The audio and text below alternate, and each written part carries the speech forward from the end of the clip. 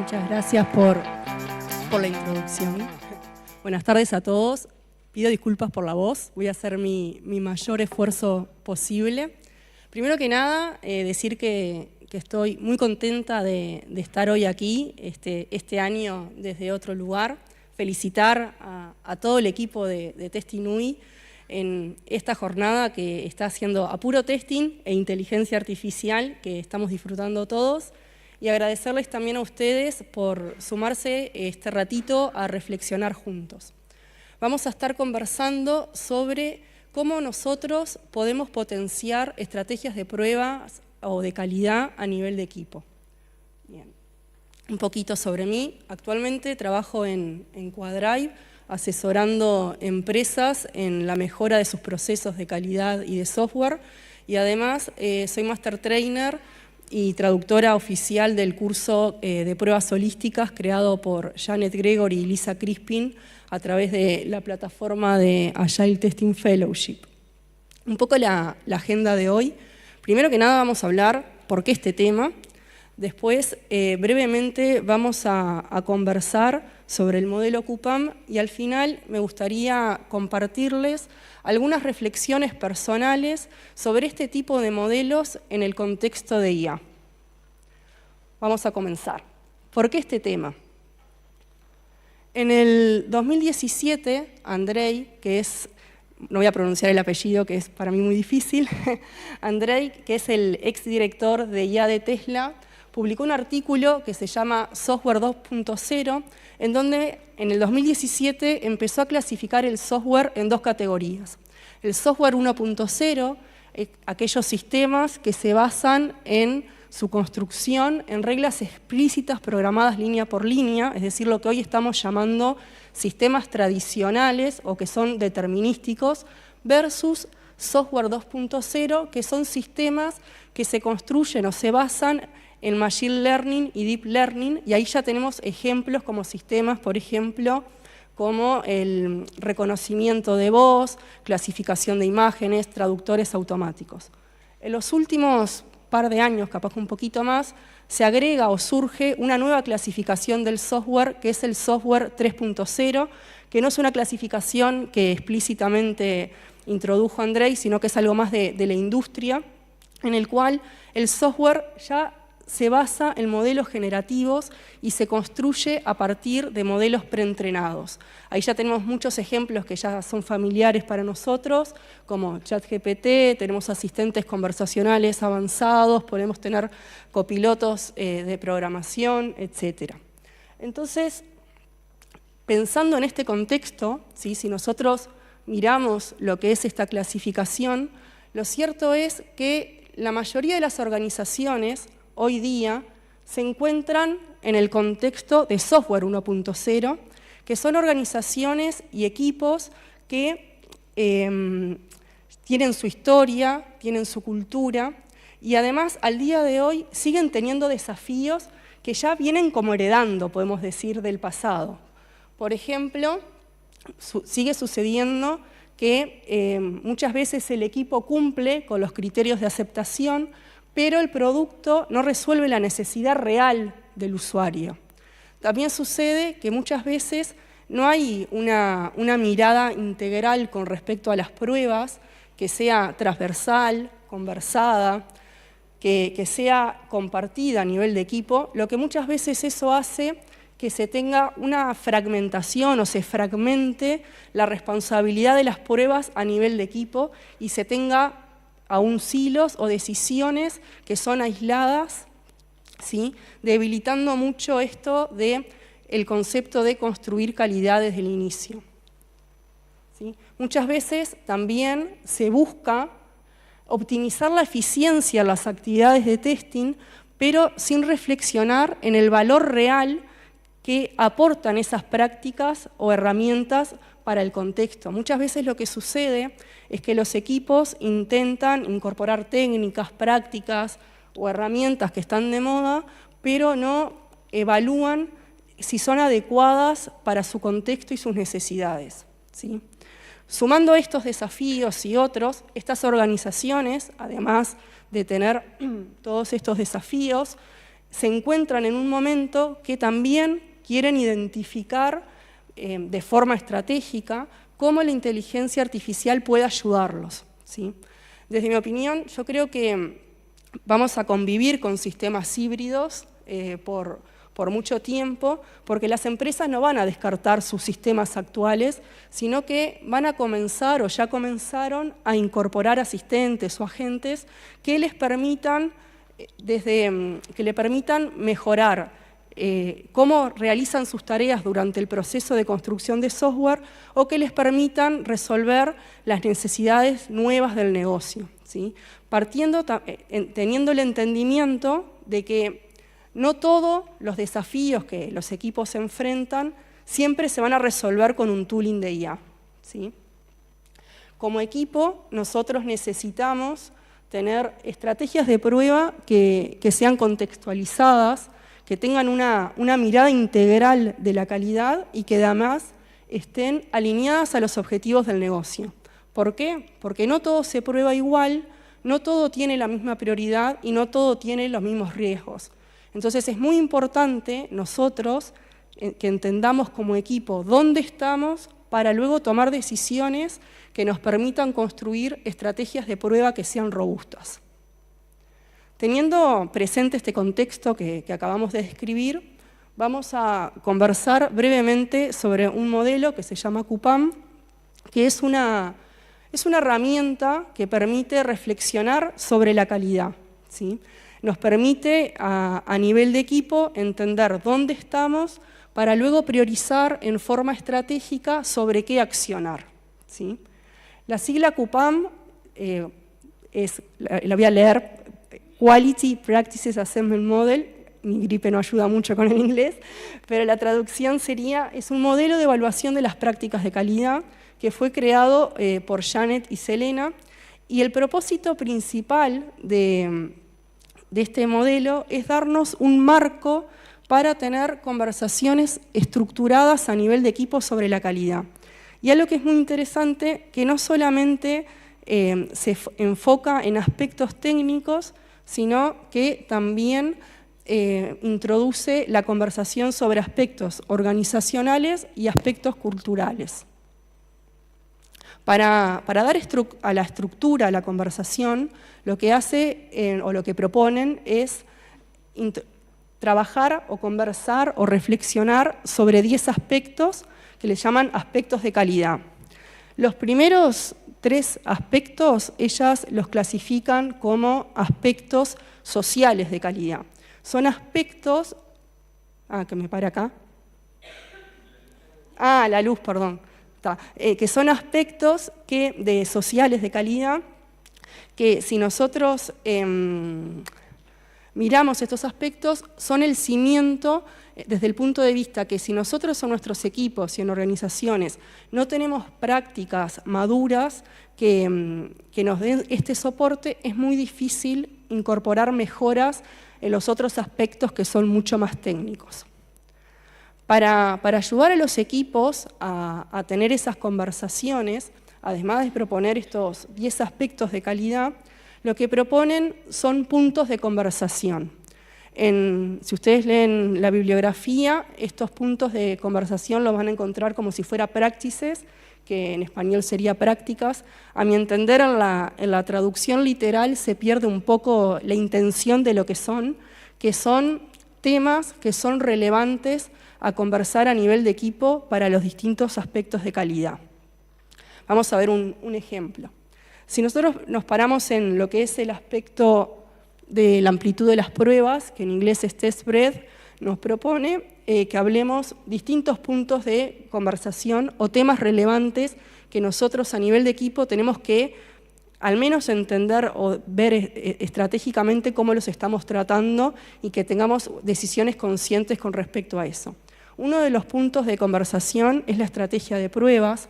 Otro punto de conversación o tema relevante a reflexionar a nivel de equipo son las técnicas de testing que utilizamos. Aquí son desde el punto de vista funcional. Después, cuáles son aquellos atributos de calidad que son relevantes para nuestro contexto. También tenemos cómo gestionamos nuestras pruebas de aceptación y cómo las llevamos a cabo, ¿sí? Y después hay otro punto de conversación, que es la cobertura de pruebas y cómo son nuestros reportes. Y acá es importante porque es los reportes desde el punto de vista de visibilidad interna hacia el equipo y visibilidad externa hacia el equipo que tenga valor para el contexto en el que estamos, ¿sí? Entonces, además de proponernos estos aspectos de calidad y estos puntos de conversación, para cada uno de estos puntos de conversación nos proponen preguntas concretas para reflexionar en nuestros equipos. Y acá es algo que me parece sumamente interesante, porque no solamente nos sugieren preguntas concretas para que pensemos con respecto a ese tema dentro de ese aspecto de calidad, sino que además incluyen el por qué esa pregunta es relevante. Entonces creo que eso da mucho valor también, porque nos ayuda a madurar en cómo pensar nuestras prácticas y nuestra forma de trabajo, ¿sí? Entonces hasta ahora hemos visto 3 conceptos: los aspectos que nos guían la comunicación a nivel de equipo, o la reflexión, o sea, tenemos los aspectos, tenemos los puntos de conversación y tenemos preguntas concretas que nos ayudan a entender cómo estamos a nivel de equipo con respecto a esos temas. También proponen lo que son las dimensiones, que proponen como 4 niveles de evolución que nos ayudan a entender cómo nosotros estamos para cada uno de esos puntos de conversación en nuestro equipo, ¿sí? Ellos le llaman dimensiones a esos niveles y también lo referencian como patrones de comportamiento. Entonces, ellas proponen que para cada punto de conversación que veíamos recién y para cada uno de estos niveles, que tenemos 4, iniciando, unificando, practicando, innovando, iniciando es cuando estamos en el caos, por decir de una forma, cuando no hay una estructura no desde el punto de vista rígido, sino una estructura que nos dé soporte para tener prácticas que nos den madurez y podamos llevar a cabo a nivel de equipo. Unificando es cuando a nivel de los distintos perfiles en el equipo empezamos a mirar una mirada integrada hacia las pruebas y la calidad y tenemos pruebas con propósito. Practicando es cuando ya tenemos esa cultura a nivel de equipo y además las adoptamos como parte nuestra y son prácticas de nuestro día a día. Y el innovando es cuando no solamente tenemos esa cultura y las tenemos incorporadas, sino que además tenemos la autonomía de poder adaptarlas en forma estratégica.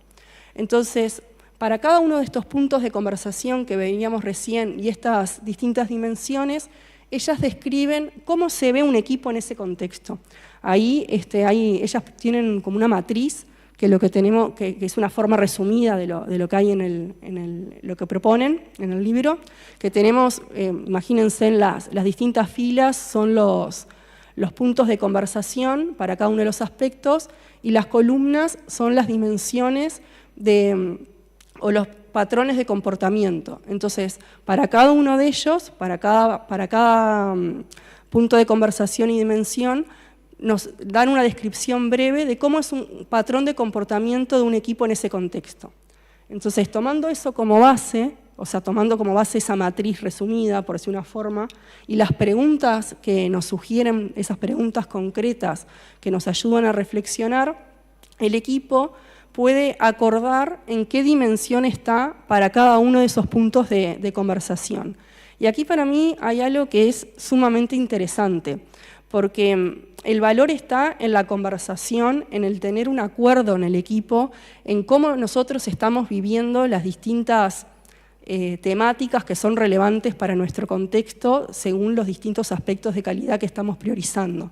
Seguramente, si alguien externo lo mira, le puede parecer subjetivo, porque en realidad es un acuerdo, pero lo importante es que el equipo tiene un entendimiento para luego poder accionar en base a donde entiende que está, en base a las conversaciones que tiene. Si lo llevamos a un ejemplo, ahora mirando otro aspecto, vamos a pararnos en un aspecto social que es la cultura. Los puntos de conversación que sugieren son la seguridad psicológica, que es algo que es muy importante en nuestras organizaciones, sobre todo cuando nosotros queremos dar espacio para la experimentación, para incorporar nuevas prácticas, cómo nuestros colaboradores se sienten al preguntar, al experimentar cosas nuevas. Después, otro punto de conversación que es relevante es la cultura de calidad, cómo a nivel de equipo y organizacional se gestiona la cultura de calidad. Y después, el tercer punto de conversación, que la traducción literal es horas de trabajo, que es working hours, en realidad lo que referencia es cuál es ese balance que nuestro equipo y organización tiene con respecto a las horas de trabajo versus la vida personal, para entender, por ejemplo, si tenemos picos de trabajo o es una constante de que siempre el equipo está sobreexigido. ¿Por qué es? Por un tema de alcance, por un tema de desarrollar habilidades. Entonces son preguntas que nos ayudan a reflexionar sobre estos aspectos que nos permiten después apalancarnos para hacer o introducir prácticas que nos ayudan en nuestras estrategias de prueba.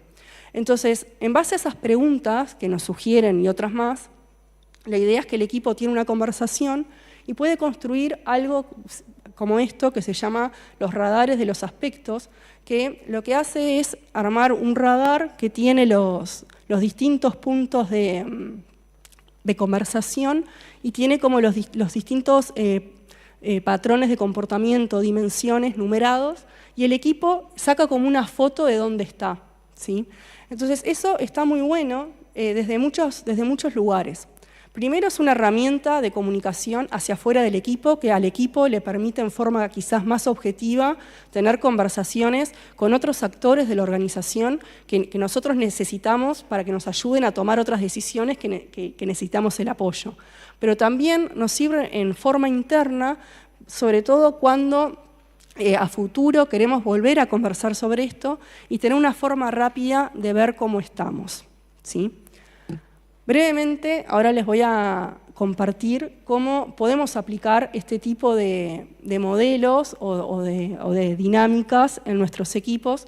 Está basado, lo que les voy a compartir también, en un segundo libro que ellas publicaron, que es muy interesante este libro porque primero es súper cortito, o sea, son 140 páginas, es súper ameno, tiene mucha experiencia real de cómo ellas llevan a cabo esto, y lo interesante es que incluyen muchas consideraciones y recomendaciones si estamos haciendo este tipo de dinámicas en forma remota o en forma presencial. También recomiendan o sugieren muchas recomendaciones, valga la redundancia, si la persona que facilita esto es alguien externo a la organización, si es alguien interno a la organización o si es el propio equipo el que lo está haciendo, ¿sí? Nosotros nos vamos a parar en este ratito pensando que es en el propio equipo el que lo está haciendo, ¿sí? Entonces ahí hay un momento de preparación, y ahí la preparación lo que significa es entender a nivel de equipo sobre cuáles aspectos vamos a conversar. En general, cuando lo hacemos a nivel de equipo, no es que nos paramos a mirar todos los aspectos, sino lo que hacemos es mirar uno o dos aspectos que son relevantes para nuestro contexto. Parte de la preparación también, una vez que elegimos el o los aspectos, es dar un entendimiento común a nivel de equipo de qué implican esos aspectos y esos puntos de conversación para estar todos preparados con la información necesaria para tener esas conversaciones relevantes durante la dinámica. Después hay un punto que ellas le llaman el obtener la información, que ahí puede ser, en general, cuando es alguien externo, lo más típico es entrevistas grupales, individuales, observar artefactos, observar ceremonias o reuniones de cómo se llevan a cabo las conversaciones. En el contexto de los equipos, en general es una dinámica más desestructurada, y una vez que llegan al momento de la dinámica, se tienen las conversaciones y en general ellas proponen como una matriz condensada para hacer esas anotaciones. Yo creo que como base sirven esas matrices para que cada uno pueda ordenar la conversación, después cada equipo tiene que descubrir y encontrar la forma que le resulte como más acorde a su contexto, pero hay una base de dónde partir. Lo cierto es que una vez que tenemos ese análisis y evaluamos los resultados, nosotros potencialmente podemos elegir armar algún reporte o de alguna forma registrar las decisiones para luego revisitar e iterar en la mejora continua, ¿sí? Por ejemplo, una salida de esto, una visualización muy rápida de lo que sería pasar por esa dinámica, es tener como un radar general donde tenemos todos los aspectos y para los distintos aspectos en qué patrón de comportamiento o dimensión estamos, ¿sí? Chan, chan. Bien, entonces ahora para cerrar me gustaría reflexionar desde lo personal sobre una pregunta que seguramente se hicieron en este ratito, o al menos cuando yo vengo pensando en esto hace mucho tiempo, porque bueno, cómo este tipo de modelos, por decir una forma, aplican en el contexto de IA, ¿sí? ¿Por qué este tipo de modelos, al menos el que vimos ahora, las prácticas están basadas mucho en lo que son pruebas ágiles, pruebas holísticas? Entonces, ¿esto cómo resuena en este cambio de era que estamos experimentando? Desde mi punto de vista, yo creo que estos tipos de modelos nos ayudan desde el punto de vista estratégico, ¿sí? De tener una visión estratégica de cómo nosotros vemos la calidad, y también nos ayudan en los fundamentos, en cómo pensamos, por decir una forma, pero requieren adaptaciones. Entonces, en estos minutos que me quedan, me gustaría compartir algunas cosas que entiendo que se mantienen, ¿sí? Que hay cosas que hay preguntas o puntos de conversación que siguen siendo relevantes, ¿sí? Hoy se habló mucho en la mañana de tener estrategias de prueba que sean basadas en riesgos, que se adapten al contexto, que estén alineadas a los objetivos del negocio. La colaboración interdisciplinaria no es algo nuevo, seguramente ahora hay muchos más roles que están participando. Entonces, hay preguntas y puntos de conversación que siguen estando vigentes y son relevantes a la conversación desde el lugar estratégico. También, por esto que también estamos conversando desde hoy a la mañana, cambia mucho el cómo, ¿sí? Entonces, al cambiar el cómo, nosotros también tenemos que pensar cuáles nuevos puntos de conversación o cuáles nuevas preguntas tenemos que incorporar al tener nuevos desafíos, ¿sí? Hoy en la mañana tuvimos muchos ejemplos de esos. Yo puse una humilde lista para hacer la reflexión, ¿sí? Pero ahí lo importante es el reflexionar en nuestra forma de pensar y ver las pruebas.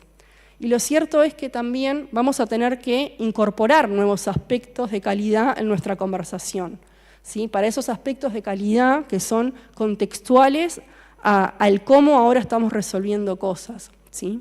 Estos son algunos aspectos de distinta granularidad que me imagino que muchos también lo hemos conversado en la mañana. Lo importante, desde mi punto de vista, es que a nivel de equipo nosotros no dejemos de cuestionarnos, ¿sí? Nosotros tenemos que desafiar nuestras estrategias, el entender el porqué, cuál es el propósito, que estén alineadas a los objetivos del negocio, que no sea hacer por hacer, sino que tenga un sentido. Entonces, unas pequeñas recomendaciones finales para estos tiempos de cambio, que lo cierto es que todos en cierta forma estamos siendo impactados en nuestro trabajo y en nuestro día a día. Entonces, ¿cómo nosotros pensamos en ese cambio o en cómo lo gestionamos también en nuestras organizaciones? Lo primero que nada es ser estratégicos con las habilidades y prácticas que nosotros decidimos incorporar a nuestros equipos, ¿sí? Que estén alineadas con nuestras estrategias de prueba a la que queramos llegar, no como estamos hoy, pero sí hacia donde queremos. ¿Y por qué digo ser estratégico con las habilidades y las prácticas que vamos a incorporar? Porque el desarrollar nuevas habilidades en nuestros equipos requiere esfuerzo desde muchos sentidos, ¿no? Esfuerzo de la organización en capacitación, en dar los espacios para que las personas experimenten, en no solamente dar ese primer empuje de una capacitación o como estamos hoy reflexionando sobre muchos temas, sino que después nosotros tenemos que adoptarlo e incorporarlo como parte de nuestro día a día. Entonces, es muy importante en un momento en el que estamos con tanto cambio en la forma de que hacemos las cosas, que seamos estratégicos en nuestros equipos y en nuestras organizaciones en elegir cuáles son esas habilidades y prácticas que queremos incorporar. Después lo otro, que puede parecer obvio, pero muchas veces no lo es, entonces me gustaría como reflexionar sobre eso, es el dar los espacios a la experimentación y planificarlo. ¿Qué significa eso? Muchas veces sucede que las organizaciones dicen, sí, tenemos que hacer esto, vamos a hacer lo otro, y es una expresión de deseo más que un espacio real para la experimentación. Entonces, la recomendación es, ya sea la habilidad, la práctica, lo que quieran experimentar en su contexto, de planificarlo. Planificarlo no desde el lugar rígido, sino de planificarlo en nuestros proyectos, de dar espacio real en nuestros equipos para que en tal proyecto o para tal liberación probemos incorporar tal cosa. Y realmente darle el tiempo a las personas, a nuestros colaboradores, a que puedan probar eso en los equipos, que puedan entender los beneficios, los dolores, las dificultades, pensar, bueno, esto realmente nos da lo que nos promete, ¿por qué sí, por qué no, qué tenemos que adaptar? Y todo eso lleva tiempo. Entonces la experimentación, que hoy es muy importante, nosotros como líderes de equipos y de organizaciones tenemos que dar esos espacios para que nuestros colaboradores en un contexto de seguridad psicológica puedan experimentar, probar y entender cómo adaptar este tipo de cosas o incorporarlas a los contextos. Y lo otro que también creo que es muy importante, sobre todo en momentos como que hay mucho movimiento como en el que estamos ahora, es promover la conversación con propósito. ¿Sí? Realmente seamos estratégicos en la conversación y seamos realistas en lo que queremos experimentar, ¿sí? Entendiendo lo que queremos resolver, cuáles son los riesgos que tenemos, y ahí los riesgos en todos los sentidos. Hoy creo que hemos hablado mucho de los riesgos, pero no solamente de los riesgos del negocio o del sistema, sino también los riesgos de cómo gestionamos internamente en nuestros colaboradores, de que se sientan apoyados, acompañados. Y también ser conscientes de los trade-off que tienen estas decisiones. O sea, no todo es color de rosa, o sea, no todo es gratis. Entonces, tenerlo. Entonces, para cerrar, me gustaría invitarlos a reflexionar sobre una pregunta con sus equipos, que es ¿qué conversaciones necesita hoy tu equipo para fortalecer sus estrategias de prueba? Muchas gracias.